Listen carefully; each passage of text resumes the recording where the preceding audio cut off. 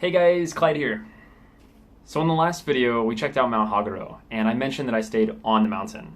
So today, I'm showing off that footage and kind of talking a little bit about the experience. As always, thank you so much for watching, guys. I absolutely can't thank you enough. Be sure to leave a comment, like, subscribe, and please share it. I can't even begin to tell you how much it means to me. Thank you so much. So without further ado, I present to you guys Night on the Mountain at Haguro Saikan.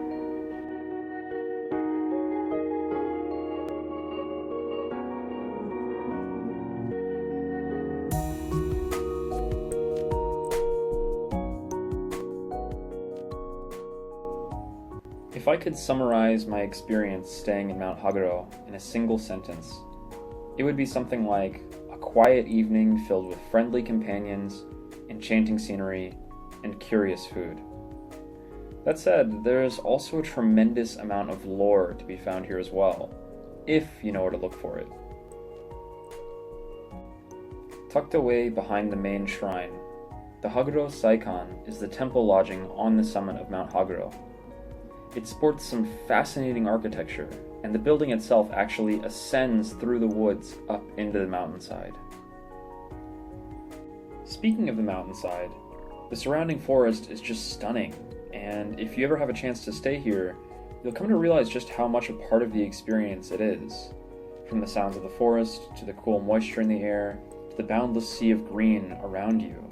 It's a beautiful place that really gives you the impression that you've stepped back in time. As for the accommodations themselves, it's pretty bare bone. You're spending a night on the mountainside alongside the monks, so do you really expect a flat screen TV? Just kidding, there's no TV. The night I stayed, the room contained a power outlet, a robe for the baths, and a box of matches to light incense if you brought it. I should probably point out that there's no private restroom or shower either, and that the washing areas are what you'd expect from a Japanese-style onsen. Needless to say, there's no Wi-Fi on the mountain. Assuming you stay for one night, you'll be served dinner the evening of, and breakfast the next morning.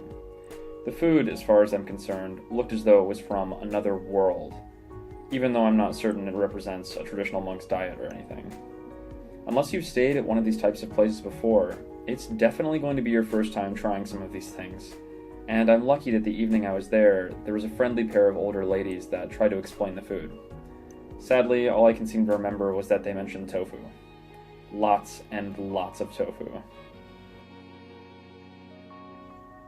All in all, I think a stay at the Haguro Saikan is a chance to experience Mount Haguro a little more intimately, all while gaining an appreciation for those that choose to make the mountain a more permanent residence. Come here with an open mind, and you're bound to have one of the most relaxing, tranquil evenings of your life.